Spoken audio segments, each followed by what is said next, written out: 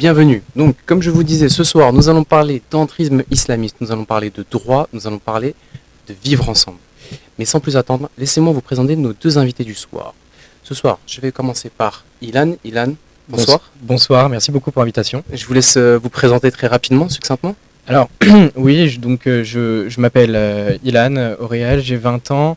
Je suis éducateur spécialisé en formation et donc j'ai rejoint les Républicains lors des élections européennes et je suis délégué jeune de la 9e circonscription de Seine-et-Marne.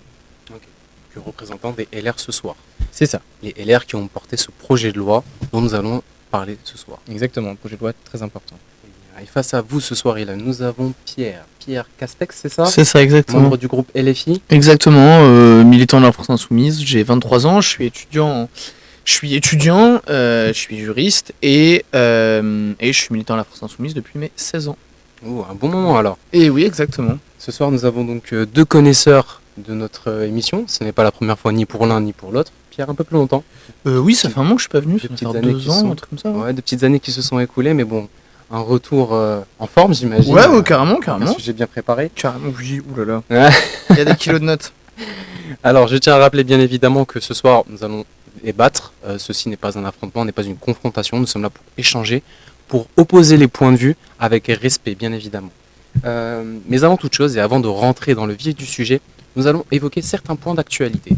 Tout d'abord, une actualité qui est tombée aujourd'hui, c'est la condamnation la réquisition par le parquet de 7 ans de réquisition criminelle pour Nicolas Sarkozy. Il me semble que c'est à toi, Ilan, d'aborder le sujet en premier. Il se trouve que c'était d'ailleurs le sujet qu'on avait abordé lors de notre dernière émission. L'année dernière, exactement. Cette fois, c'est la deuxième fois. Peux-tu nous partager ton avis sur cette actualité?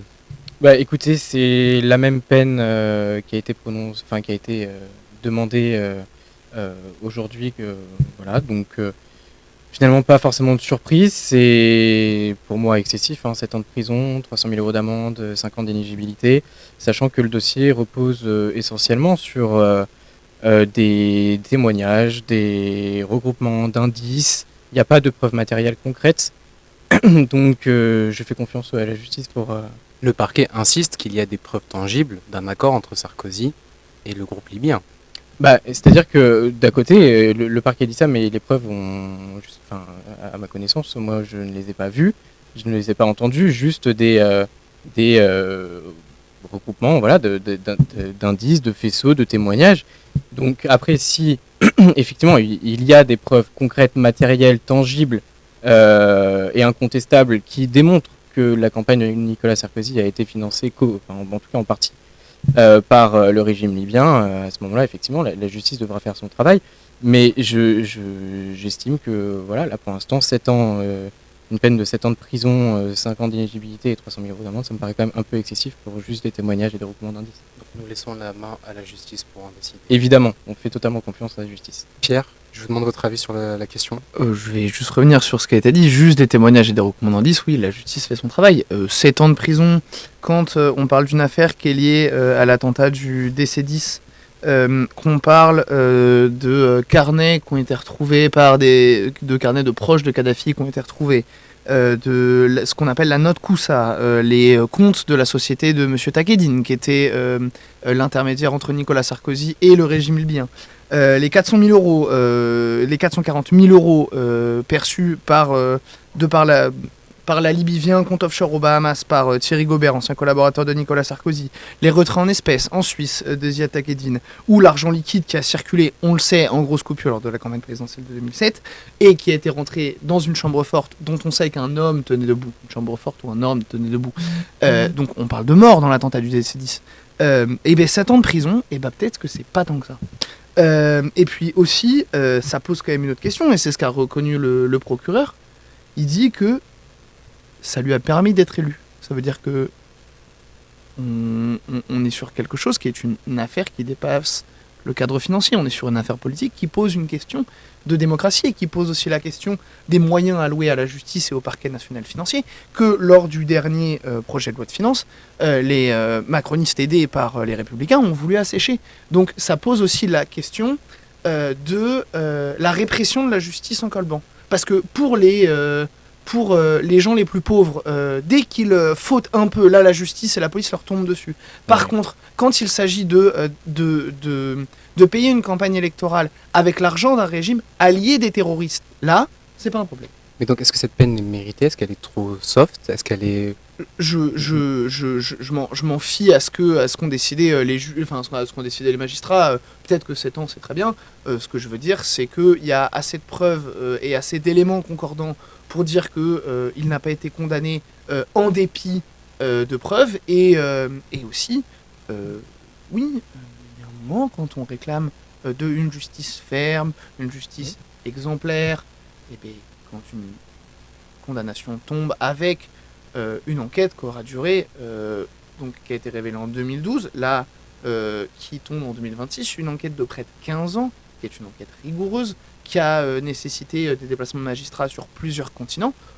On peut estimer que oui, les magistrats ont pris une décision qui semble cohérente. Ilan a envie de rebondir là-dessus. C'est-à-dire qu'une justice ferme, une justice exemplaire, oui, évidemment, quand il y a encore une fois, des preuves matérielles irréfutables. Là, vous parlez de déplacement d'argent liquide, de soupçons de financement, etc. Mais, encore une fois, ces déplacements, ils existent, évidemment, mais rien ne prouve qu'ils sont... comment dire ils ont été dans l'objectif de financer la campagne de Nicolas Sarkozy et son élection. Donc, encore une fois, je fais confiance à la justice. Et si, effectivement, le parquet décide que la peine est la bonne et que Nicolas Sarkozy doit être condamné à 7 ans, ma foi, voilà, on ne conteste pas une décision de justice. Donc, Vous ne contestez pas la décision de justice? je conteste jamais une décision de justice. Je pars du principe que la justice est indépendante et qu'elle fait bien son travail. À partir du moment où il y a une peine qui est tombée, écoutez, on doit s'y faire. Et voilà, j'aurai mon avis personnel, bien sûr, mais je le garderai pour moi. Très bien. On retiendra donc que vous deux messieurs vous en fiez à la décision de justice qui sera décidée au moment à la fin du procès. Je tiens juste à dire quand même que là, il n'y a pas d'exécution provisoire. Il y a pour l'instant une peine qui devrait être exécutée plus tard. Parce que, d'autant que M. Sarkozy est un petit malin du bracelet électronique. On l'a vu avec une interdiction de sortie du territoire. Il avait une interdiction de sortie du territoire. Il a été vu en Grèce sur un bateau, sauf si ce soir on m'apprend que la France a annexé le territoire grec. Il semblerait que même lorsqu'il est condamné, le président Sarkozy continue de bénéficier de quelques largesses. Ma foi... Il évoquait certains faits qui peuvent paraître vrais. Enfin, je veux Oui, dire, non, mais, on ne peut pas les contester. C'est j'ai envie de dire. qu'il y a une justice pour les puissants et une justice pour les autres. C'est un autre débat Voilà, et ma foi, exactement. je pense qu'on pourrait l'aborder un autre soir. Messieurs, j'aimerais vous faire rebondir sur une deuxième actualité avant qu'on évoque le débat de ce soir. C'est donc le rejet du texte de fin de vie qui a eu lieu en première lecture au Sénat. En deuxième lecture. En première lecture Oui, pardon, oui. première lecture aussi. Pierre, un avis ou un commentaire? Le Sénat fait son travail de chambre conservatrice. Le Sénat est contre, le Sénat vote contre. Bon, c'est un texte qui, à l'Assemblée nationale, avait regroupé de manière transpartisane, qui allait de la France insoumise en passant par toutes les composantes du nouveau Front populaire jusqu'aux macronistes et même certains des républicains, pour un travail transpartisan, avec dans chaque groupe des gens qui étaient opposés, parce qu'on comprend, c'est un sujet qui touche aussi à l'intime, et donc on comprend que dans certains groupes, des individualités s'y sont opposées. Pour ma part, je suis favorable à cette proposition de loi, même si, comme le rappellent certains de mes camarades, les budgets austéritaires affaiblissant l'hôpital ne permettent pas forcément l'application optimale de ces dispositions de la loi. Mais par contre, quand M. Retailleau, qui qui se félicite qu'une chambre conservatrice prenne une décision conservatrice, demande un référendum. Je pense qu'il y aurait, d'autant que c'est un texte qui suit son cours normal dans la navette parlementaire, je pense que si M. Retailleau a des envies de référendum, on ferait mieux de faire un référendum sur d'autres choses, par exemple sur l'abrogation ou non de la réforme des retraites, qui avait mis 3 millions de personnes dans la rue, et qui avait recueilli le rejet de plus de 90% des Français actifs, si on en croit les sondages. Mais s'il a des envies de référendum, on a plein de sujets à lui soumettre. Ilan? Alors, je vais juste préciser un truc. Moi, je vais donner mon avis purement personnel. Ça ne représente absolument pas la ligne des Républicains, c'est un avis personnel. Moi, sur le fait que la proposition de loi sur la fin de vie ait été rejetée, je suis déçu parce que je pense que c'est une loi qui est utile, nécessaire, parce que aujourd'hui, je trouve que c'est une sorte quand même de petite hypocrisie, parce que quand on a une personne gravement malade qui est en fin de vie, les médecins peuvent peuvent sédater la personne pour qu'elle puisse partir dignement et sans souffrance. Donc je pense que le projet de loi à la fin de vie, évidemment, c'est important de légiférer, c'est important de légiférer, et je pense que c'est d'autant plus important parce que justement, et je vous rejoins, c'est peut-être le seul point de la soirée, on sera d'accord, que ça touche à l'intime. Quand ça touche à l'intime, surtout sur un tel sujet qui est la fin de vie, qui est la mort, qui est la maladie, un référendum est plus que nécessaire. Certes, l'Assemblée nationale représente le peuple, certes, le Sénat est une chambre qui représente le peuple aussi, mais je crois que Le Sénat représente les collectivités territoriales. Les collectivités territoriales, bien sûr, qui sont élues, où les élus sont élus par le peuple. Voilà. Donc, je pense qu'un référendum, par contre, serait d'utilité publique afin que réellement la question soit tranchée et que on puisse avoir une représentation concrète de ce que veulent les Français là-dessus.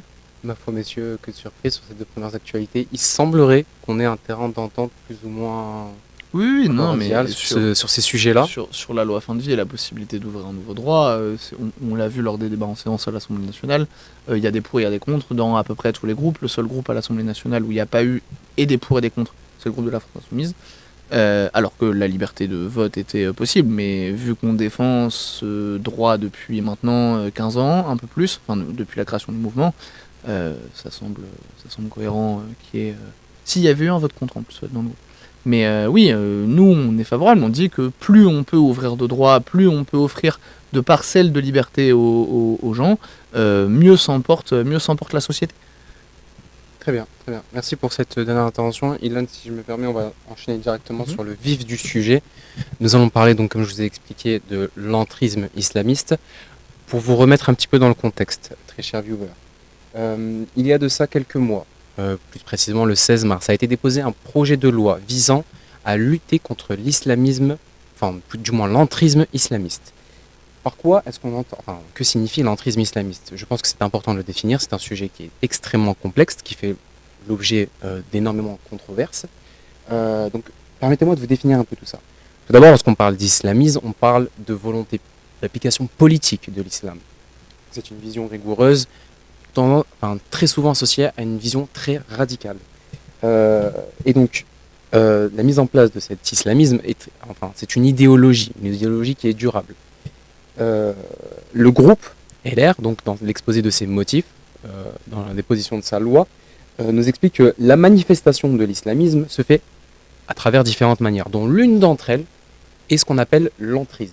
L'entrisme qui est une tactique adoptée par certains individus afin d'infiltrer des groupes, des organisations, et à faire parvenir à changer les idées de ce groupe afin d'apporter des modifications. C'est un peu finalement comme une forme d'espionnage, un individu qui rentre et qui viserait à modifier les pratiques et les objectifs. Pour aborder ce sujet, je vais d'abord donner la parole à Ilan qui donc représente les LR ce soir, les Républicains, le groupe qui a déposé ce projet de loi. Ilan, j'aimerais vous demander tout simplement, pour commencer, est-ce que vous pouvez nous commenter cette légifération? D'où vient-elle? Pourquoi a-t-elle été mise en place? Quel est l'objectif?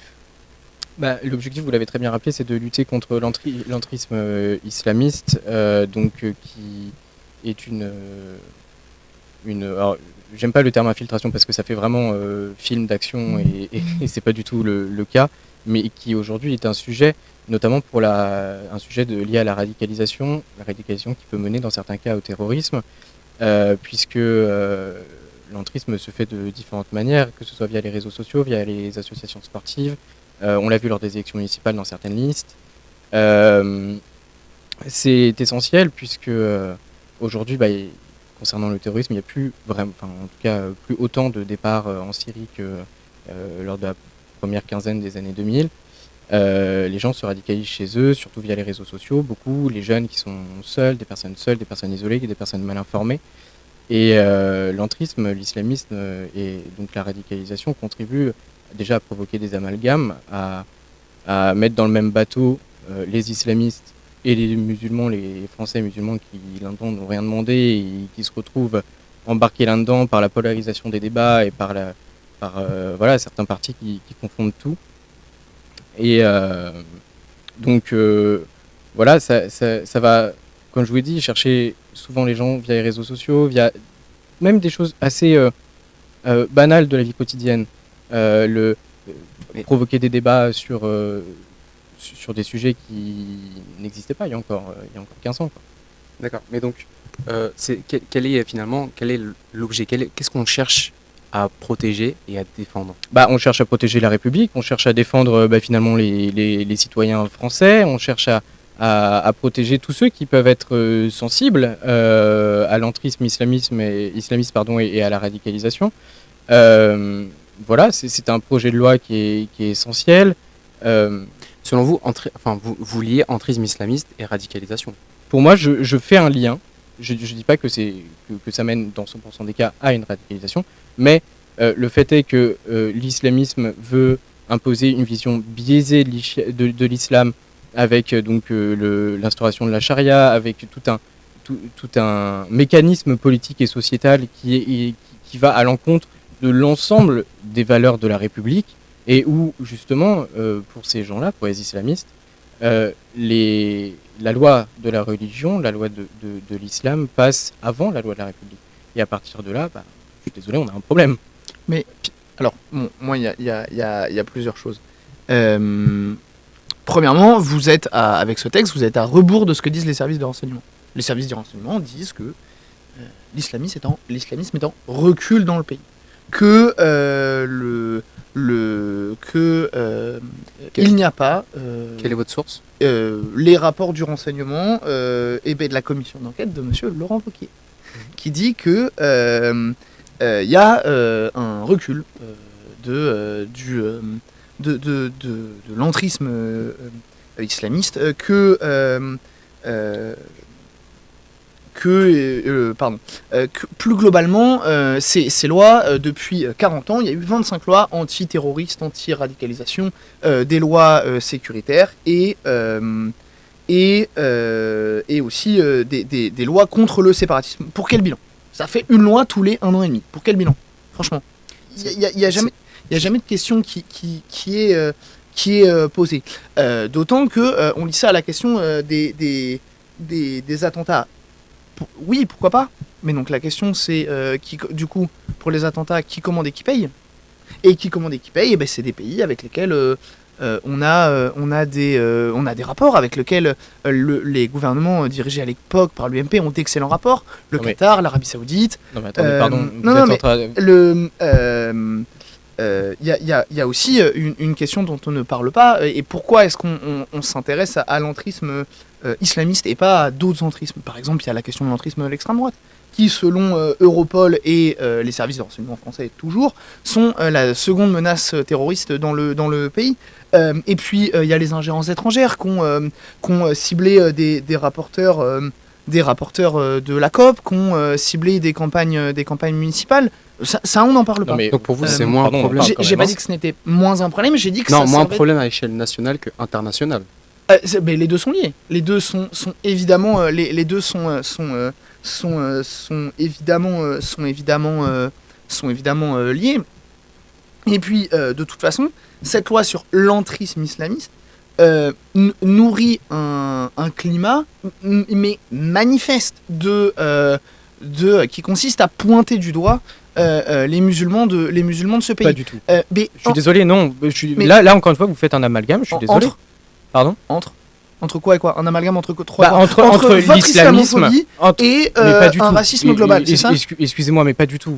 Là, pour le coup, vous confondez tout et vous faites un amalgame justement qui met tout le monde dans le même panier entre les islamistes qui veulent imposer leur façon de vivre, leur vision du monde, leur vision de la société dans un pays qui n'a rien à voir avec tout ça, qui vise à opposer les gens entre eux, qui remet en question les droits des femmes. Alors, pardon, pour un parti de gauche, défendre l'islamisme. Attendez, juste je termine. Je termine. Sur l'islamisme, on va être très clair. Ceux qui meurent de l'islamisme, ce sont nos camarades. Choukri Belaïm et Mohamed Brahmi, qui sont des amis personnels de M. Mélenchon, ont été assassinés parce que justement... Et les 132 victimes des attentats du Bataclan, c'est quoi? Le Samuel Paty, c'est quoi? Charlie Hebdo, c'est quoi? Ce sont des victimes aussi. Voilà, exactement. Vous avez dit les seules victimes qui meurent de l'islamisme. Je suis désolé, le terrorisme islamisme. Les premiers qui prennent, mais comme le Charlie terrorisme Hebdo, islamiste. Ce sont des progressistes qui meurent du terrorisme et du terrorisme fasciste islamiste. Parce que l'islamisme est une forme d'ultra-conservatisme, donc d'extrême droite. Et donc il faut aussi, pour lutter contre si l'entrisme existe, et il existe. Mais il n'existe pas dans les termes que vous définissez, il faut des moyens de police et de renseignement. Ces moyens de police et de renseignement que, justement, M. Retailleau, ministre de l'Intérieur, s'est inquiété à détruire morceau par morceau. Il a engagé une réforme de la police qui fait que la police judiciaire est départementalisée, c'est-à-dire qu'elle est moins efficace, mais aussi c'est le gouvernement de M. Fillon, sous la présidence de M. Sarkozy, qui a supprimé 12 500 postes de policiers. Est-ce que je peux finir sur l'amalgame? Vraiment, je me dépêche. Vous avez dit tout à l'heure qu'avec cette proposition de loi, on vise à pointer du doigt tous les musulmans de France. Mais je suis pas d'accord. Pourquoi? Parce que vous faites... Je termine. Vous faites un amalgame grossier et j'ai envie de vous dire, je suis désolé, honteux, entre les islamistes d'un côté, donc ce que j'ai défini tout à l'heure, et les musulmans qui derrière vivent leur religion, vivent leur mode de vie tranquillement, sans poser problème à personne, qui s'intègrent, qui travaillent, et finalement, qui sont des Français, je suis désolé, mais comme les autres, vous mettez tout le monde dans le même panier, et en faisant ça, vous faites le lit d'extrême droite, je suis désolé. D'accord. Et comme M. Retailleau dit, cette loi concerne le rapport entre l'islam et la loi. Entre l'islamisme et la loi. Entre l'islam et la loi. Entre l'islam et la loi. L'islamisme est d'une vision. Oui, j'y viens. L'islamisme est une vision biaisée de l'islam. On peut pas le nier. Je suis désolé. Est une vision biaisée de l'islam. Il parle de charia. Il parle de mettre le voile aux petites filles, alors que je ne suis pas sûr que les petites filles elles aient pleinement conscience de ce que symbolise le voile. Et je trouve que c'est même une sexualisation de l'enfant qui moi, me dégoûte au plus haut point. Voilà ce qu'il entendait par l'islam, par le lien entre l'islam et la loi. Islam ou islamisme? Islam ou islamisme? L'islamisme, mais à travers son propos sur l'islam. Du coup, vous n'êtes pas d'accord avec M. Retailleau? Je viens de vous expliquer. Messieurs, on va enchaîner. Ça peut durer. Pierre, je vais vous faire rebondir, étant donné que la première question vous a été adressée, Ilan. J'aimerais vous demander, Pierre, comment est-ce que vous voyez, selon vous, ce nouveau projet de loi? On a déjà eu un projet contre le séparatisme, de prévention contre le séparatisme. Nous avons eu un projet de loi contre la radicalisation. Selon vous, ce projet de loi contre l'entrisme, est-ce que c'est le signe que la menace a changé de nature? Est-ce que ce sont des nouveaux outils pour se lutter? Est-ce que ça veut dire que les anciens outils n'étaient pas suffisants? Comment est-ce que vous interprétez cette nouvelle législation? Déjà, ça on le sait pas. Parce qu'en fait, comme on fait des lois tout le temps, il n'y a pas de bilan. On ne sait pas ce qui marche et on ne sait pas ce qui ne marche pas. Ensuite, cette loi, elle est extrêmement dangereuse. Parce que pour plusieurs raisons. Premièrement, elle va caporaliser les associations par les préfets. Les préfets auront maintenant le moyen de geler les subventions à destination des associations. On remplace la justice ou le gouvernement par le préfet. Le gouvernement, encore sur la dissolution des associations, c'est une demande qui peut être contestée en justice. Puis association qui porte atteinte aux fondements et aux principes de la République. Je précise. On va préciser aussi, pour plus de précision, c'est l'article 1er du projet de loi qui, comme vous l'avez expliqué, vise à geler les subventions, et c'est un pouvoir qui est donné au préfet, ou du moins au pouvoir administratif. C'est ça, exactement. Mais de manière absolument arbitraire et à la discrétion du préfet. Ensuite, moi je m'étonne que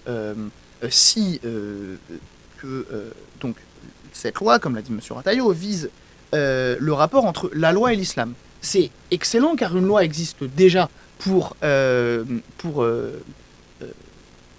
gérer le rapport entre les religions et la loi. C'est la loi de 1905. La loi de 1905 qui n'est pas appliquée dans tout le pays, je le rappelle. En Alsace, en Moselle et à Mayotte, c'est le concordat qui s'applique. Et quand on a proposé de revenir dessus, c'est précisément la droite parlementaire qui a dit « Ah non, non, parce que quand même, dans ces régions, elle profite aux bonnes personnes, c'est-à-dire aux catholiques. » Et puis, cette question de aller dans les activités des associations, comme toutes les lois antiterroristes l'ont fait avant, elles vont aussi, et des fois même en premier, toucher, par exemple, les écologistes.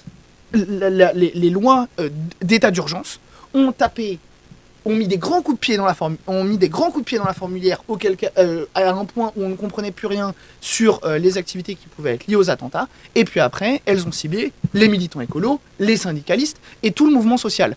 Et non, mais en fait, il n'y a pas à faire non. Ilan, Il n'y a pas à faire non. je vous en prie. C'est Manuel Valls qui disait c'est aussi extrêmement pratique ces lois antiterroristes pour mater les rébellions écolo. Il disait ça à l'époque. Bah écoutez, Manuel Valls, il tient les propos qu'il veut. Enfin, je veux dire.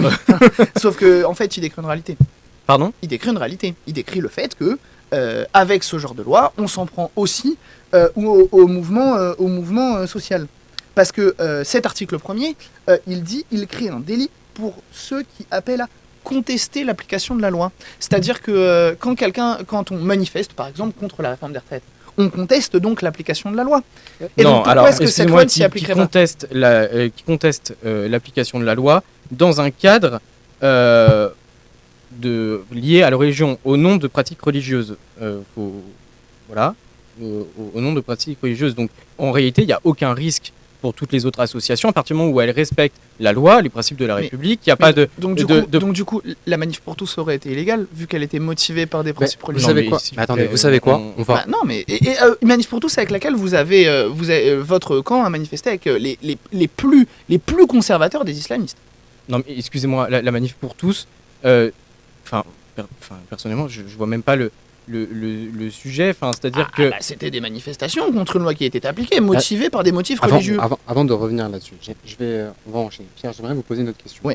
Pour pouvoir qu'on puisse avancer, et puis on va faire les amendements un par un. Du moins pas tous, mais les principaux. Parce qu'il y en a. Il y en a beaucoup, et beaucoup ont fait débat.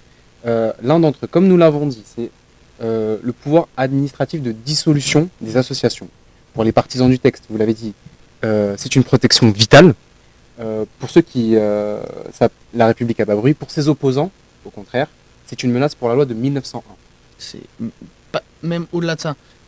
Premièrement, là-dessus, le ministre de l'Intérieur, même Laurent Nunez, dit en fait, on parle de comportements diffus et difficiles à caractériser. Dans ce cas-là, je vais vous demander comment concilier l'efficacité de l'État et la protection contre l'arbitraire qui échapperait au contrôle des juges. Déjà, juste pour finir, cet article 1 empiète aussi sur l'indépendance des conseils municipaux. Il m'a semblé comprendre que vous étiez conseiller municipal, parce qu'en fait, le préfet peut geler une subvention accordée à une association par le conseil municipal de manière tout à fait arbitraire. Donc maintenant, si on veut que les préfets fassent la politique municipale, on peut supprimer les mairies. Mais si on est un minimum cohérent... Désolé, hein. Arbitraire, pas complètement non plus. Quand même... Texte, il a été critiqué durant les débats, notamment pour son manque de précision. Oui. Il y a eu des amendements qui ont été mis en place. Oui, mais...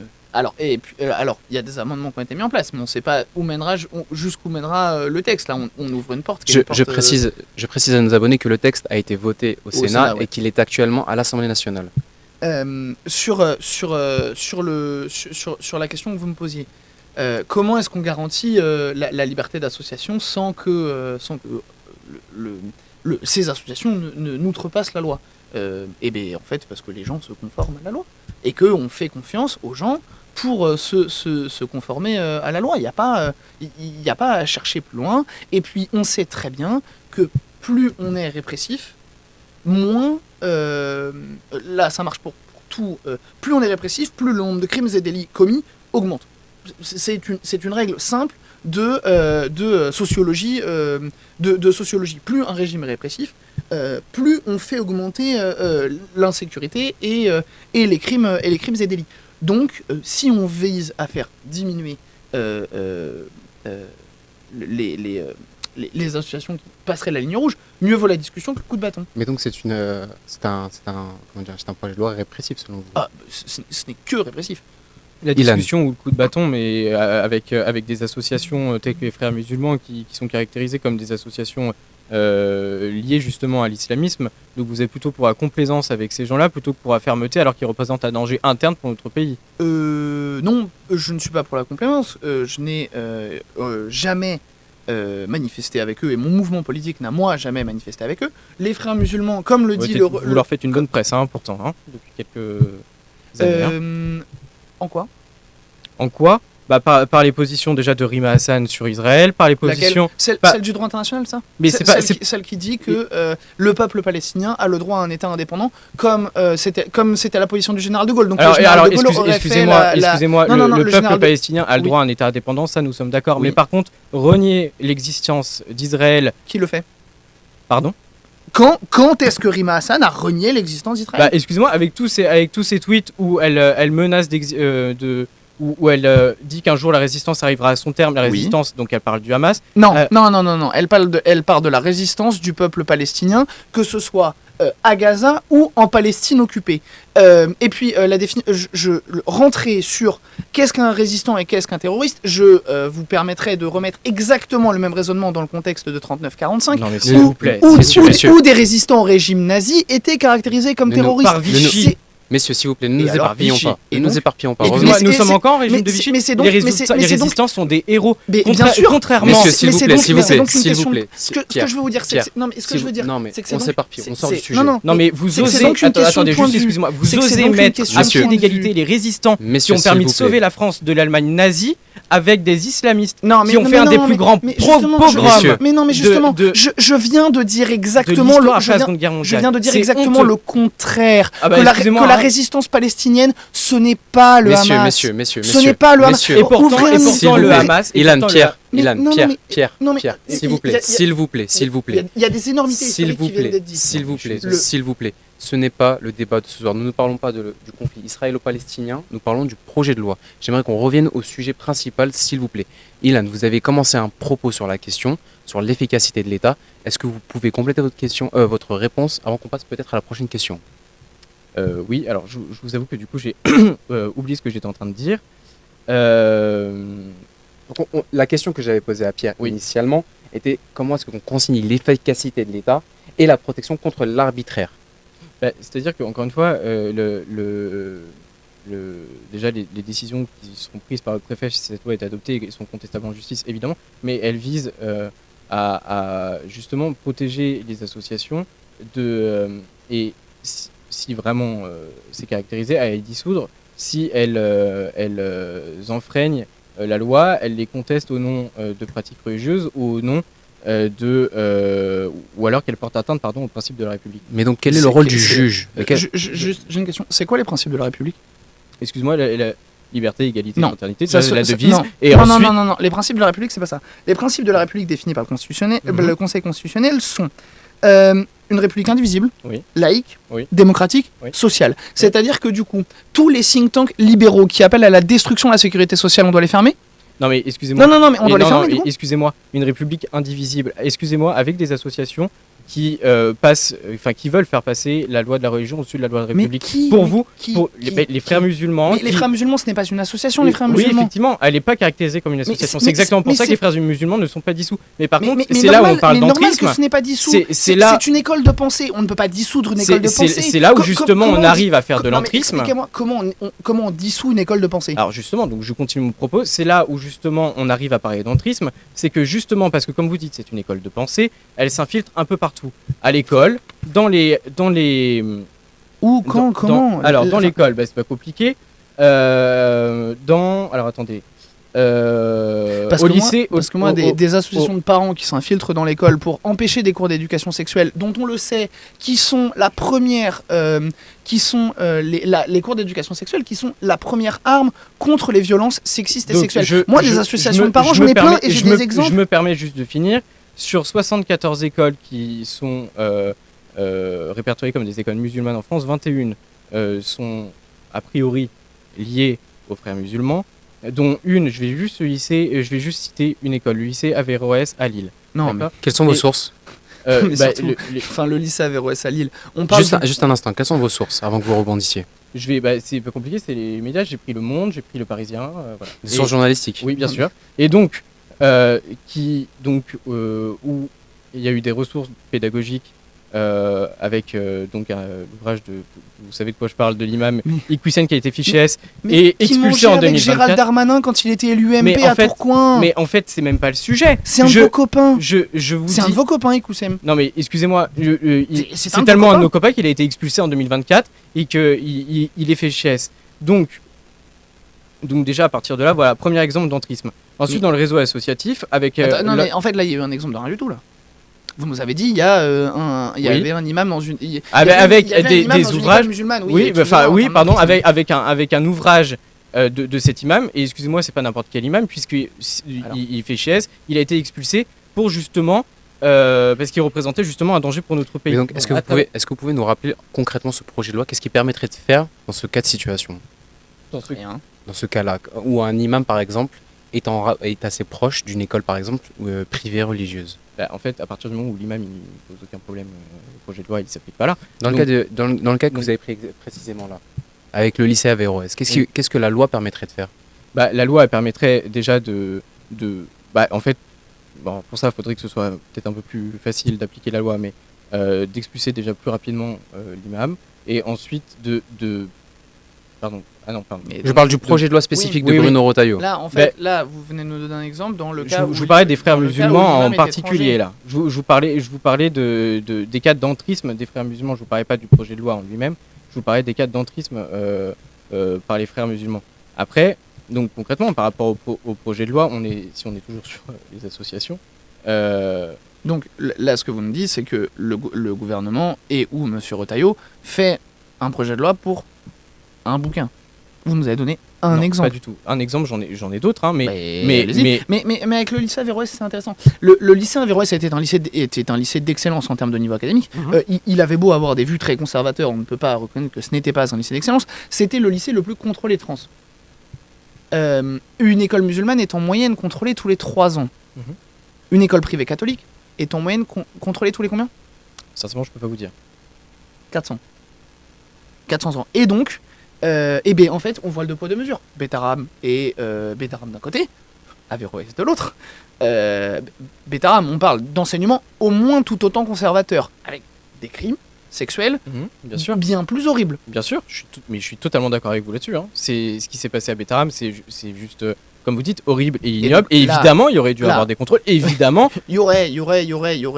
Quand c'est pas des musulmans, c'est y aurait. Mais Par contre, quand s'il c'est des vous musulmans, plaît. il y a plein. On va revenir sur le sujet principal. On va rebondir sur une troisième question, pardon, excusez-moi, sur une troisième thématique. J'aimerais vous parler d'un autre amendement. On va pas s'étaler sur les musulmans et les fameux lycées catholiques et les musulmans ne sont pas là pour confronter les foi. Ilan, j'aimerais vous demander, ce texte, comme vous le savez, crée un délit pour ceux qui appellent à contester l'application de la loi. Ok. J'aimerais vous demander, est-ce qu'une critique politique ou religieuse d'une loi peut désormais devenir un crime?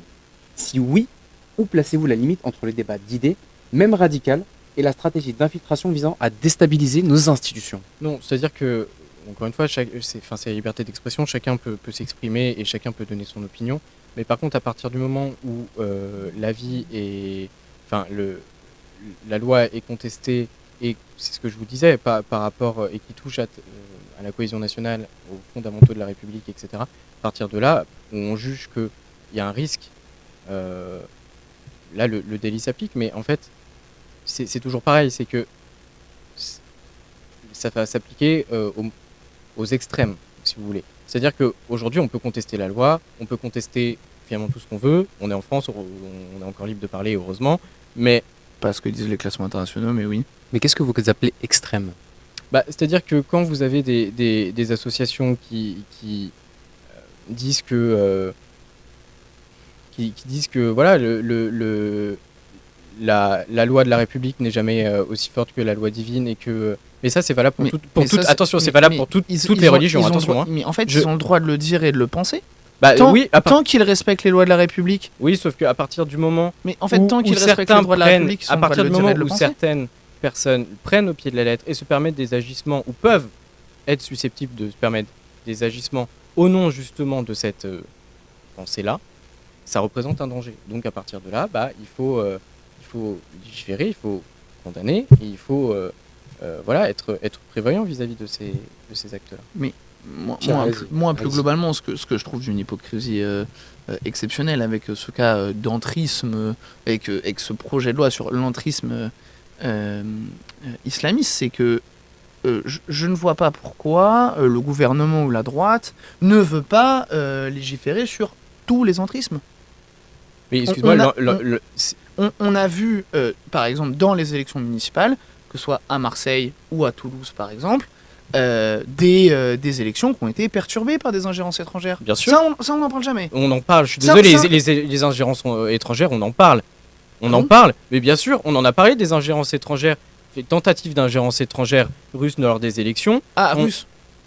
Oui, oui. Ah, russe. Russe, Oui, lors des dernières élections municipales, c'était des Non, ingérences russes. pas lors des élections municipales, vous parlez des élections. Mais c'est pour ça que moi je présidentielles. parlais c'est pour ça Et- que moi je viens de dire les mots Toulouse et Marseille Oui, qui pour font les donc élections municipales. référence aux élections municipales. Oui. Et donc là par contre, non, on n'en parle pas. Non, il y a les élections de la 4e et de la 2e plus grande ville de France, notamment dans la 4e, où Monsieur Moudinque était au moins au courant qu'il y avait des ingérences étrangères contre son principal opposant, mais là on n'en parle pas. Mais et là justement, c'est pas contre grave. les et là, ingérences on étrangères, mais là en légifère fait, il n'y a pas de débat. C'est qu'à partir du moment où il y a des ingérences Après, étrangères, peu importe je- d'où qu'elles non, mais viennent, franchement, évidemment je qu'il faut comprends, condamner. Je comprends. Vous avez votre dernier président de la République qui a été financé par, on l'a bien vu aujourd'hui, par des financeurs internationaux. Non, mais- Je comprends qu'on soit un peu mal à l'aise à l'idée de. Mais il n'y a, d'aller aucun là-dedans. malaise. Il n'y a Mais, aucun malaise. Ma par contre, parole moi, est très claire. Moi, À partir du moment où il y a un entrisme, quel qu'il soit, il faut évidemment condamner, qu'il soit islamiste, qu'il soit de n'importe quel autre pays, que ce soit russe ou qu'il soit catholique. Mais évidemment, à partir du moment où il y a un entrisme qui Ah, mais représente donc, un du coup, danger, Vous n'êtes pas sur la même ligne que M. Retailleau. à partir du moment où Vous- il y a vous un n'êtes donc danger, pas d'accord avec laissez-moi M. Retailleau. finir. Vous n'êtes pas Partir- d'accord avec M. À Retailleau. partir du moment où il y a un danger représenté, catégorisé pour notre pays, il faut légiférer, il faut condamner. Et l'entrisme, la loi sur l'entrisme, là on parle d'islamisme parce que c'est le sujet et parce que c'est... Et comme c'est toujours le sujet. peut-être parce qu'il y a aussi une importance particulière à l'entrisme islamiste. Mais à partir du moment où il y a un entrisme, quel qu'il soit, et qui représente un danger chez nous, il n'y a pas de débat, on condamne. Et donc Je- c'est bien je- pour ça que on va- quand il y a des ingérences étrangères, là c'est motus. On va revenir sur la question. Je vous ai posé la question à l'instant de savoir quelle était la limite du débat. Vous m'avez expliqué que cette limite était placée par les valeurs de la République qui ne pouvaient pas être contestées. Juridiquement, les valeurs de la République, ça n'existe pas. C'est là où j'en viens à Voilà. une question qui vous est dirigée, Pierre. Où se place la limite Eh ben- Est-ce qu'il y a une limite Au débat au débat exactement bien et à sûr. la critique en France, il y a une limite au débat et à la critique. On n'a pas le droit aux insultes, on n'a pas le droit aux injures, on n'a pas le droit au racisme, qui, je le rappelle, parce que ça fait pas de mal, c'est un rappel général, ce n'est pas un rappel pour vous, n'est pas une opinion. Donc, Nous sommes d'accord. et quand j'entends par exemple Bruno Retailleau qui dit il y a des gens qui régressent vers leurs origines ethniques, je me pose la question de savoir si le racisme n'est pas une opinion. Non, Mais s'il vous plaît, du franchement. coup, moi, ce que je vois là, c'est que les associations, on va leur mettre encore une fois, et c'est les associations religieuses, mais comme ça l'avait déjà été pour le projet de loi séparatisme, où on avait eu un communiqué de la part de toutes les associations religieuses du pays, qui, avec leur charte de la laïcité, disaient en fait, vous allez juste nous compliquer la vie. Et déjà que l'État, notamment dans les questions sociales, n'assume pas ses responsabilités, qui est de permettre à toutes et tous de vivre dignement, et bien en fait, ces associations qui pallient, comme elles le peuvent, et avec un engagement de la part de ces bénévoles qui est un engagement exceptionnel, et bien là on va encore compliquer la vie de ces associations. Pareil pour les clubs de sport. On va taper à bras raccourcis sur les associations parce qu'on ne Au veut contraire, pas c'est surtout les parce qu'on protéger ne en veut fait. pas, parce qu'on ne veut pas s'attaquer plus largement à la question de qui finance à l'international, parce que ça ne fait pas notre jeu diplomatique. Par exemple, on est au courant que le pouvoir turc envoie des imams absolument conservateurs, mais envoie des imams absolument conservateurs dans certaines mosquées de France, encore et très heureusement, et c'est une toute petite minorité. Et quand la question avait été posée à l'époque au Sénat en 2009 par un sénateur qui s'appelait Jean-Luc Mélenchon au Premier ministre de l'époque qui s'appelait François Fillon lui avait répondu: ah, vous savez, la Turquie est membre de l'OTAN, on ne peut pas se fâcher avec elle, on ne va pas lui reprocher ça. Donc, bon, au moins, vous vous êtes rallié à la position de Jean-Luc Mélenchon sur cette question-là, et ça fait plaisir. Où est la limite entre le débat d'idées et la stratégie d'infiltration ? Entre le débat d'idées et la stratégie d'infiltration, il y a évidemment des forces qui, à l'intérieur des institutions, poussent dans un sens ou dans l'autre. Ça a toujours été le cas, mais c'est pas des forces qui sont forcément des forces religieuses. Ça peut être des forces syndicales, des forces politiques, et donc voilà. Après, entre infiltration et débat d'idées, la limite, elle se discute. Il n'y a pas de limite claire en fait. Entre infiltration et débat d'idées. Parce que quand on commence à mettre le doigt sur ceci est religieux, ceci est politique, ceci est un avis accepté et ceci n'est pas un avis accepté, c'est là qu'on rentre dans l'arbitraire et dans l'autoritarisme. Vous venez de le dire à l'instant concernant le racisme. Oui, c'est exactement ça. Donc vous appliquez, vous n'appliquez pas vous-même vos propres leçons de morale. Excusez-moi. À partir du moment, la loi n'est pas une leçon de morale. Non, je parle de vos propos. C'est-à-dire qu'à partir du moment où vous mettez des cibles dans le dos des gens. Mais par contre, il y a un endroit où là, la religion n'est pas admise, et quelle qu'elle soit, c'est le service public. Dans le service public, pour les agents, c'est la laïcité. En dehors, ils peuvent être catholiques, protestants, bouddhistes, voilà. Mais quand ils représentent l'État, parce qu'en France, c'est l'État qui est laïque. C'est pas les associations, c'est pas la rue, c'est l'État. C'est pas la question que l'association soit laïque, c'est la question que les associations qui prônent une vision, ou alors qui, avec des gens en tout cas, qui essayent de prôner une vision de la société qui n'est pas la nôtre. C'est quoi une vision de la société qui n'est pas la nôtre ? C'est-à-dire, vous avez, par exemple, pour reprendre, puisque le débat c'est entrisme islamiste, vous prenez des gens qui sont pour imposer la charia, donc qui veulent imposer le voile à des petites filles, qui veulent...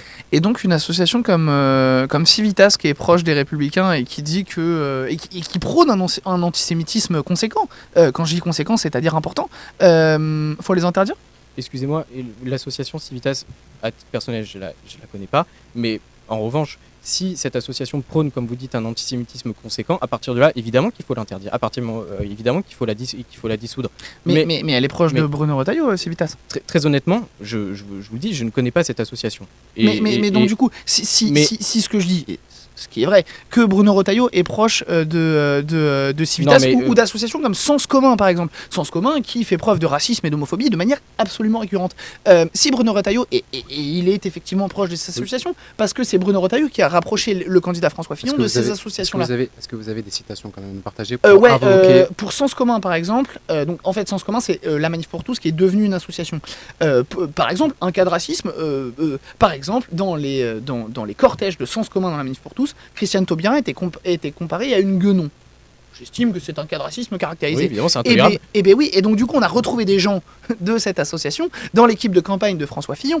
François Fillon qui avait pour principal conseiller dans cette élection présidentielle Bruno Retailleau. Non mais vous faites des raccourcis. C'est-à-dire, vous parlez de la campagne de François Fillon qui date d'il y a 10 ans. Entre-temps, il s'est passé 1000 choses chez les Républicains. Vous avez... Le fait que vous soyez toujours proche de ce Sens Commun n'a pas bougé. Ils ont fait un aller-retour chez Éric Zemmour, je vous l'accorde, mais ils sont revenus. Mais depuis que Bruno Retailleau est revenu d'ailleurs. On va sauter sur un deuxième point. Enfin, on enchaîne du moins sur les points. Une question pour Pierre cette fois. Pierre, j'aimerais vous partager un fait. Le débat public est marqué par des accusations très fortes. On l'a vu lors de ce débat, vous avez partagé chacun des accusations envers chacun de vos groupes. On parle de complaisance d'un côté, je pense à vous Pierre, de dérive identitaire chez vous Ilan.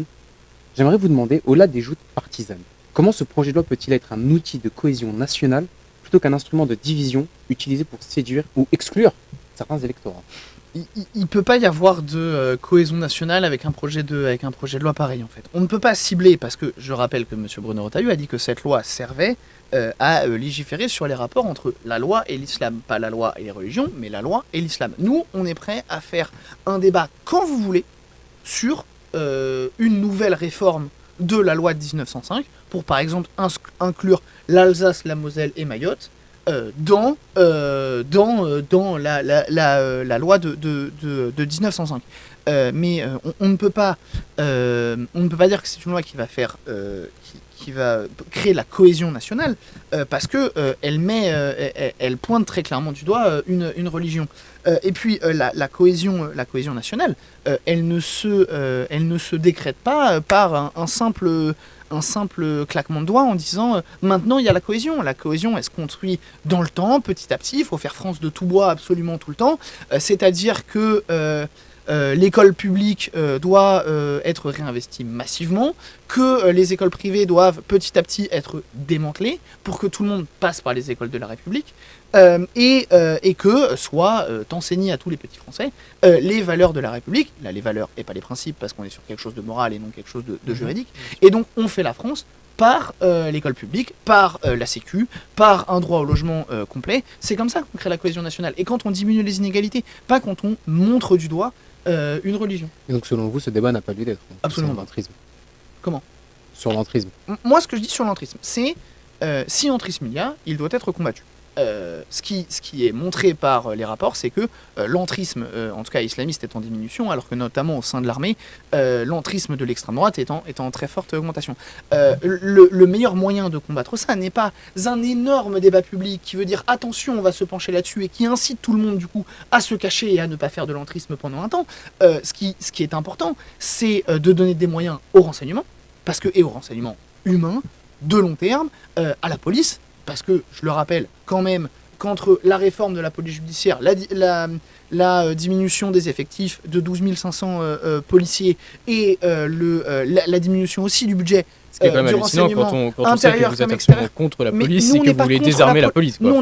Alors, premièrement, on n'est pas contre la police, on est pour la réformer de la cave au grenier, remettre le code de déontologie de 1986 que la droite a supprimé.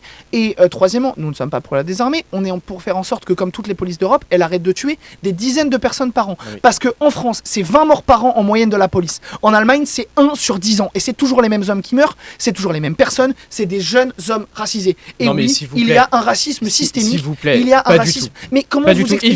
Évidemment que dans la police, mais comme dans toutes les organisations de France, il y a des dérives racistes. Là-dessus, nous sommes d'accord. Ce n'est pas des dérives, c'est un racisme systémique. Avez-vous des sources à évoquer ou pas ?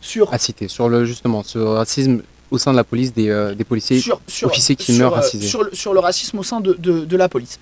On peut prendre par exemple les travaux du sociologue Fabien Jobard, qui est un sociologue de la police, qui a été auditionné plusieurs fois à l'Assemblée nationale et qui nous dit oui, il y a un racisme systémique dans la police, mais comme il y a un racisme systémique dans toute la société. Et non mais s'il vous plaît, dans toute la société, donc selon vous, la France est un État raciste. Il y a du racisme systémique dans la société française. Pas du tout, monsieur, je suis désolé. Mais bien sûr que si. Quand on a 20 fois moins de chances d'accéder à un logement, si on est une personne racisée, c'est pas du racisme systémique ? Non mais monsieur, en fait, c'est même pas le sujet. C'est-à-dire que vous êtes en train de dire que dans toute la police, comme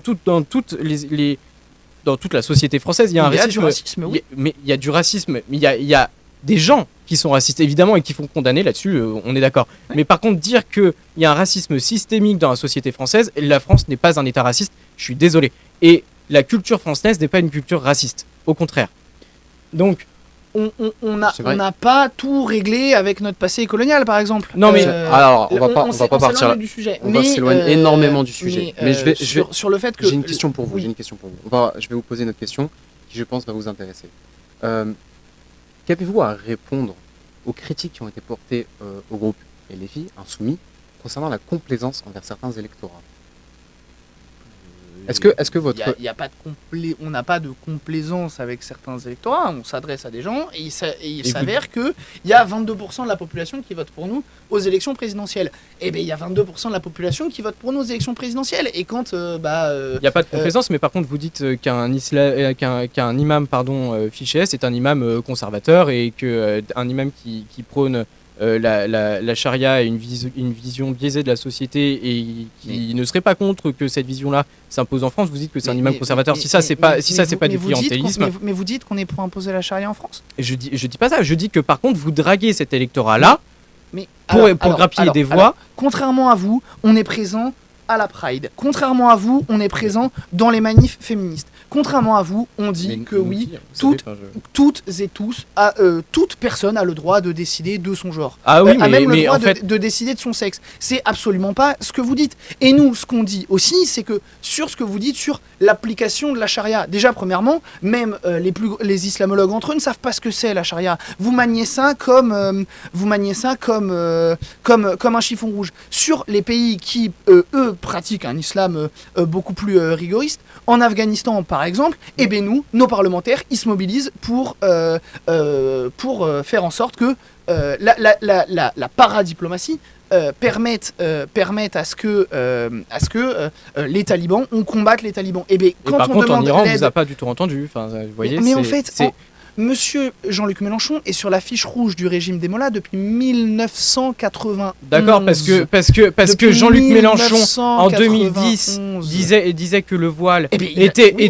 était un instrument qui visait à soumettre la femme, il disait que le voile n'avait pas sa place dans l'espace public. Il avait un discours Eh bien, qui n'a aujourd'hui rien à voir bien, avec ses positions, on- parce qu'il essaye de grappiller des voix, il joue sur l'électoralisme, Par il joue exemple, sur le par exemple, clientélisme, non mais, et il non, joue, mais en fait, il on a, joue on sur a le droit de changer l'opposition d'avis, des comme personnes. par exemple, Non mais la pardon, dro- là, comme là, par pardon, exemple, vous- la- c'est d'un extrême à l'autre. mais, Enfin, mais comme vous, c'est un extrême à l'autre quand vous me parlez tout à l'heure d'Israël ou Palestine, où aujourd'hui vous niez le droit du peuple palestinien. Mais revenons alors pas que- là-dessus, s'il vous plaît. Non, Ne non, non, revenons pas je là-dessus. reprends juste un exemple pour Ne montrer revenons pas là-dessus. une inversion de prise de position. pas Mais du tout, c'est il absolument pas assume, ce que j'ai dit, il en assume tout à fait le C'est- fait d'être passé d'un universalisme républicain un peu rigide à aujourd'hui un universalisme beaucoup plus adapté. Oui, par à ce qui est- clientélisme, Mais non, par pas par clientélisme clientélisme. et par électoralisme, ce mais qui est dangereux non, parce que mais- non seulement il mais- fait le lit de mais- l'extrême droite, qu'est-ce mais qui- en mais plus, qu'est-ce mais qui en est plus il dangereux oppose les gens Qu'est-ce entre qui eux. est dangereux dans le C'est fait la de dire personnalité mais- la plus clivante mais aujourd'hui pour qu'est-ce les qui est Français, dangereux Oui, mais la qui a plus fait détestée Messieurs, par s'il les vous plaît, Français. s'il vous plaît, Et s'il vous plaît. aujourd'hui, On à s'entend cause plus. de On lui, ne s'entend plus. qui aujourd'hui, à cause de Qui lui, a la fait- majorité des On ne juifs de France s'entend ont plus. peur mais maintenant. qu'est-ce que Donc, vous je suis Messieurs, désolé. s'il vous plaît, s'il vous plaît. On ne Il a s'entend mis plus. des cibles dans le dos. Qu'est-ce que vous Il a mis des racontez cibles dans le dos de Messieurs, personnes qui messieurs, n'ont rien messieurs, demandé. messieurs, s'il Par vous plaît, contre, on va s'arrêter. On va s'arrêter. Je dois répondre là-dessus quand même. On ne On vient répond quand même pas. de dire qu'on Non, mettait non, des cibles dans non, le dos non. des juifs. Des accusations ont été portées des deux Non, non, côtés. non, non, non. On ne va Non, pas non. revenir sur chacune des Non, non, accusations. alors par contre, Sinon, juste et en plus, là-dessus. malheureusement, au sein de Trima, malheureusement, nous n'avons personne pour faire de fact-checking ce soir, ce qui nous pose un petit peu un problème. Mais bon, je vous laisserai vérifier directement de votre côté. Je vais rebondir directement sur une autre question, pour Ilan cette fois, afin qu'on avance dans ce débat, parce que sinon, on va continuer. Ilan, j'ai posé à l'instant la question à Pierre concernant la complaisance de son parti. J'aimerais maintenant vous demander votre position concernant les critiques qui ont été portées à LR, qui est accusé finalement de, excusez-moi, je cherche mes mots, de dérive identitaire. Qu'avez-vous à répondre à cela? Pour moi, il n'y a pas du tout de dérive identitaire. C'est encore une fois un projet de loi qui a du sens, un projet de loi qui est important et qui vise à protéger aujourd'hui les honnêtes gens, les gens, les citoyens français, qui vise à protéger les associations d'un entrisme qui s'infiltre sans forcément qu'on le voit d'ailleurs, et à petits pas, à petit bruit, mais qui malheureusement va finir par poser un réel problème dans notre société. Et je pense que c'est un projet de bon sens et un projet qui doit aboutir. Donc pour moi, il n'y a aucune dérive identitaire. Dans ce cas-là, je vais vous poser une dernière question et on finira là-dessus. C'est la dernière thématique que nous allons aborder ce soir. Ilan, comment faire pour que cette lutte contre l'islamisme politique ne soit pas perçue comme une attaque envers les citoyens de confession musulmane? Parce que en fait, il faut arrêter les amalgames. C'est ce que je disais en début de débat. C'est-à-dire qu'aujourd'hui, on a des gens, que ce soit à l'extrême droite ou à l'extrême gauche, qui font l'amalgame entre islamisme et les citoyens français musulmans. Ils mettent tout le monde dans le même panier. Et les citoyens musulmans français, là-dedans, ils n'ont rien demandé. Ils ne sont pas du tout, pour la très très grande majorité d'entre eux, liés à l'islamisme. Donc à partir de ce moment-là, à partir du moment où on aura compris ça, et à partir du moment où certains partis, soit par clientélisme, soit parce qu'ils n'ont rien compris. Sur les accusations de clientélisme comme d'antisémitisme, j'attends encore des preuves. Et donc je termine juste la question. Mais sur donc oui, certains partis, soit par clientélisme, soit parce qu'ils n'ont absolument rien compris au débat, mettent tout le monde dans le même panier, forcément ça fracture la société parce que il y a des gens qui ne se reconnaissent pas là-dedans et qui disent en fait nous on est musulmans, on n'a rien à voir là-dedans et on est évidemment contre l'islamisme et contre ce que prônent les islamistes. Dans ce cas-là, comment faire pour s'assurer que la République reste un projet de cohésion sociale? Cohésion sociale ou cohésion nationale? Cohésion sociale. Ah, ça plaît pas le social. Hein. Alors, figurez-vous que je travaille dedans, donc si, Oui, bien sûr que mais- si, ça me mais plaît. Vous Et- défendez quand même la case de la sécurité sociale. Mais excusez-moi, mais en fait, votre question c'était sur la cohésion sociale, c'est ça? Exactement. La cohésion sociale, c'est encore une fois, à partir du moment où on arrêtera de mettre tout le monde ensemble en disant ces gens-là sont des dangers pour le pays, Mais c'est ce que vous faites. mais pas du tout. Encore une fois, nous on fait le distinguo Mais- entre les gens Mais honnêtes quand qui votre vivent chef, normalement. quand votre chef de parti parle de horde de banlieue qui va vers une régression ethnique, mais parce qu'aujourd'hui, les banlieues sont abandonnées. Et là-dessus, je suis d'accord avec vous, les banlieues sont abandonnées. Et parce que les gens sont aujourd'hui par le Est-ce communautarisme. que les hordes sont- des banlieues sont- vont vers une régression ethnique? Oui ou non? Mais excusez-moi, Oui ou non les Attendez, hordes un des instant. banlieues, comme vous dites. Allez-y. Non, les comme hordes- Bruno Retailleau dit. Attendez, un instant. Les hordes des banlieues, comme vous dites. Comme Bruno Retailleau dit. Mais excusez-moi, enfin, ok, d'accord, là-dessus je vous rejoins. Comme Bruno Retailleau le dit, c'est des banlieues qui ont été abandonnées par l'État, où le communautarisme, c'est... Et donc ils connaissent une régression ethnique. ils ne connaissent absolument pas une régression Donc ethnique. vous n'êtes pas d'accord avec monsieur Retailleau? Par ses propos, il veut dire qu'aujourd'hui, les comment dire, certaines personnes qui vivent en banlieue se retrouvent dans une spirale de désinformation et qui se retrouvent, parce qu'ils sont abandonnés par la société, par l'État français, ce qui est dramatique, se retrouvent avec des croyances qui sont infondées, avec Non, mais une on histoire parle- qui est donc, infondée. On a dit ethnique, et- on a dit ethnique, et- pas de croyance, et- ethnique, et ethnique. Donc c'est un point sur lequel on devrait travailler pour renforcer peut-être cette cohésion sociale. Mais bien sûr, c'est-à-dire qu'à partir du moment où on recommencera à reconsidérer les quartiers populaires pour ce qu'ils sont vraiment, par définition, des quartiers populaires, et où la vie passe son plein. Moi, j'ai vécu en quartier populaire, j'ai vécu 10 ans en quartier populaire, dans une cité, je sais ce que c'est. Et je sais aussi pourquoi on est parti. Et je sais aussi... Et donc, du coup, pour revitaliser ce quartier populaire, il faut faire comme dit Bruno Retailleau, et donc c'est-à-dire qu'il faut y mettre l'armée, c'est ça? Et Bah, pas y c'est-à-dire remettre, que et pas si- y remettre si- des services publics. Si et à un pas moment y donné, mais remettre, en fait une l'un ne va école pas sans l'autre, fonctionnelle. c'est-à-dire qu'on peut très bien remettre Ah, des donc faut services mettre l'armée publics, dans les banlieues. et je pense que si vraiment dans certaines banlieues qui sont extrêmement sensibles, où la police quand elle se rend, ou les pompiers, enfin les services d'urgence quand ils rentrent, ils se font caillasser, il y a des policiers non, qui mais sont en danger de mort Messieurs, dans les cités. on est en à train de sortir partir du sujet. À partir de ce moment-là, je pense que Non, mais vous vous mettre rendez l'armée compte de ce que vous dites. tout en remettant des services publics dignes de ce nom et tout en soyant ferme envers ceux qui aujourd'hui représentent un danger dans les cités et dans les quartiers populaires, je pense qu'à partir de ce moment-là, on pourrait vraiment commencer. Vous Messieurs, vous rendez messieurs, compte de ce C'est que aussi, vous dites. c'est aussi protéger ceux qui y vivent. Vous vous Je suis rendez désolé. compte de ce que vous dites. Vous Messieurs. dites que pour régler le problème dans les banlieues, il faut mettre des gens dont la profession est de tuer. Messieurs, C'est revenons, la- messieurs, s'il vous plaît, revenons dans son sujet. On s'est encore éparpillé, on est parti sur les Mais banlieues. sur J'aimerais- la dérive identitaire de LR. Alors, Sur- on est passé à une autre question normalement. Ok, mais Alors. j'avais plein d'exemples de dérive identitaire de LR. Laissons ça de côté. On s'approche vers la fin. J'aimerais vous poser la même question. Est-ce que selon vous, comme le dit Ilan, c'est un problème d'amalgame? Est-ce que selon vous, cette cohésion sociale est fracturée et fragilisée par cet amalgame qui est fait entre justement les personnes qui sont de confession musulmane et l'islamisme? Oui, il y a quand il y a des responsables politiques qui disent que musulmans et islamistes c'est la même chose, ils participent évidemment de cet amalgame. C'est les chiffres de la défenseur des droits qui dit, les chiffres et les études de la défenseur des droits qui dit que oui, il y a aujourd'hui un climat islamophobe et que la communauté musulmane est particulièrement ciblée, notamment par des médias comme CNews, par la droite et l'extrême droite sur juste ce qu'ils sont en fait. Quand on voit par exemple l'élection d'un maire comme Bali Bagayoko, qui fait la fierté de notre mouvement et qui fait aussi la fierté de notre pays, qui à partir du il fait 51% dans une ville de 105, il fait 51% au premier tour dans une ville de 150 000 habitants. Avec quel taux d'abstention? Il a été élu avec 20% des votes des électeurs de Saint-Denis-Pierrefitte qui ont voté pour lui. Mais en fait, alors premièrement, ça n'enlève rien, même s'il y avait eu Non, mais- un électeur, tant qu'il gagne, il gagne. Non mais bien sûr Deuxièmement, que oui, là-dessus, je suis d'accord. deuxièmement, c'est une ville où votre famille politique fait 2,5%. Troisièmement, on est dans une ville qui avait placé Jean-Luc Mélenchon largement en tête, donc c'est-à-dire que Saint-Denis et Pierrefitte Merci, clientélisme. sont des villes insoumises. Encore une fois, j'attends la preuve parce que moi j'ai vu Jean-François Copé aller dans une mosquée. On sait que Valérie Pécresse est proche de réseaux musulmans intégristes pakistanais.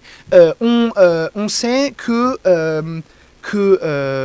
la droite toulousaine fait aussi du clientélisme. Par contre, moi j'attends encore des preuves de clientélisme. Et donc, maintenant, sur la question plus large de la cohésion sociale, en fait, pour refaire de la cohésion sociale, eh bien, il faut réduire les inégalités, il faut augmenter les salaires, il faut taxer les plus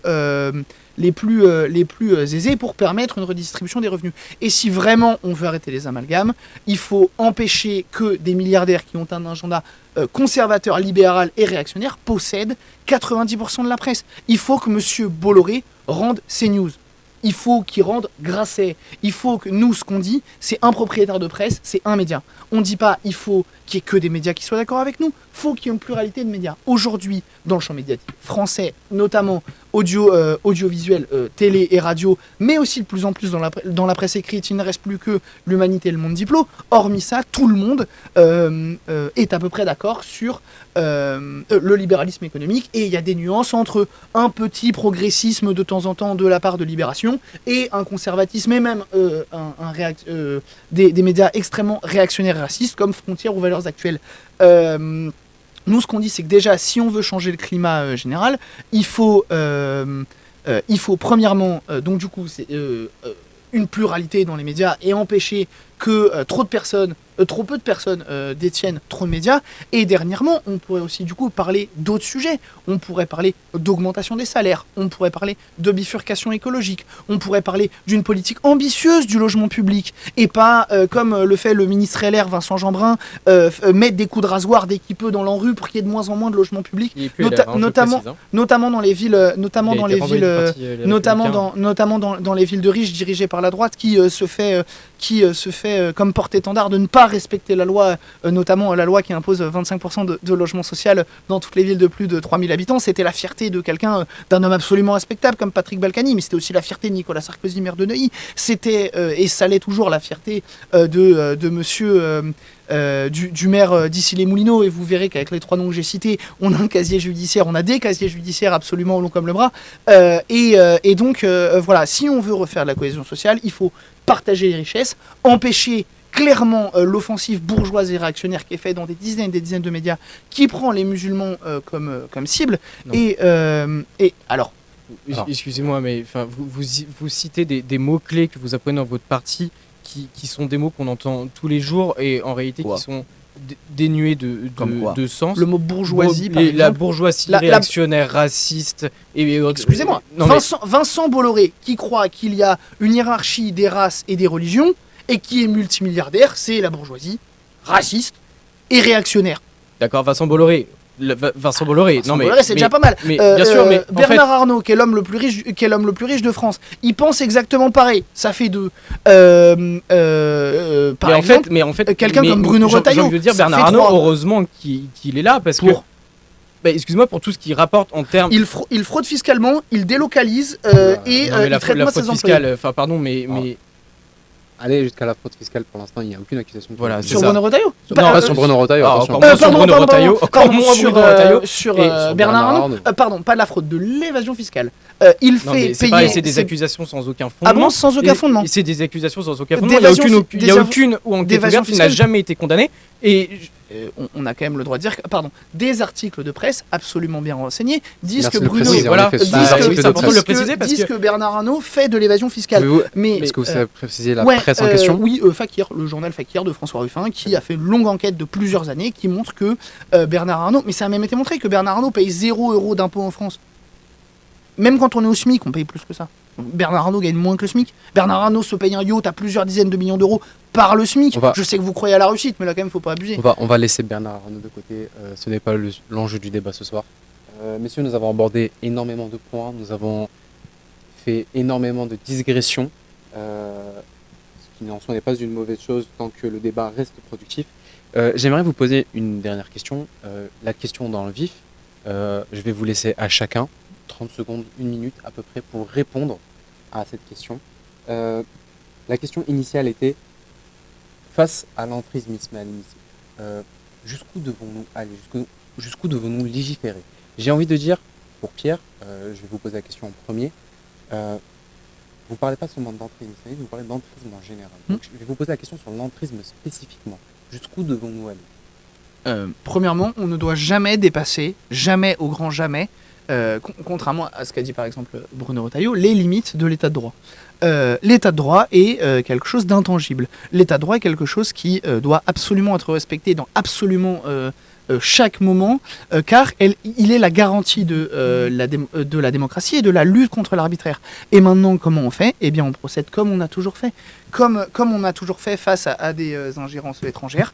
Quand, par exemple, l'Église catholique n'a pas voulu reconnaître la République pendant 130 ans, eh ben, on a fait avec. On a fait avec, c'est-à-dire qu'on a lutté contre en faisant France de tout bois, et on a aussi lutté contre en utilisant déjà à l'époque des moyens de renseignement qui étaient des moyens de renseignement tout à fait efficaces pour savoir ce qu'ils allaient faire, connaître les réseaux, les démanteler quand ils font des choses illégales, et pour lutter contre toute idéologie réactionnaire et anti-républicaine, parce que ça va en sens, parce que les idées républicaines ne peuvent être, et l'idéal républicain ne peut être qu'un idéal progressiste.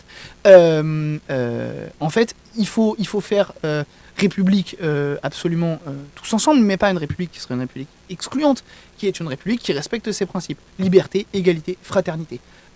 Et donc, pour ça, c'est l'école, pour ça, c'est la justice sociale, pour ça, c'est assurer à toutes et tous des conditions de vie dignes et d'être respectés pour ceux qu'ils sont, c'est-à-dire de lutter absolument contre le racisme. Et donc, c'est comme ça qu'on fait, qu'on lutte contre les séparatismes et les ingérences. Très bien, merci Pierre.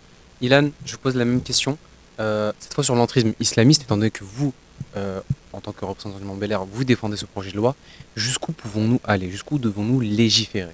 Je vous en prie. Bah écoutez, déjà, effectivement, moi je n'ai pas dévié le sujet, j'ai parlé d'entrisme islamiste tout le long du débat, et on doit aller évidemment sur une protection maximale aujourd'hui des valeurs de la République et des principes de la République, et cela passe par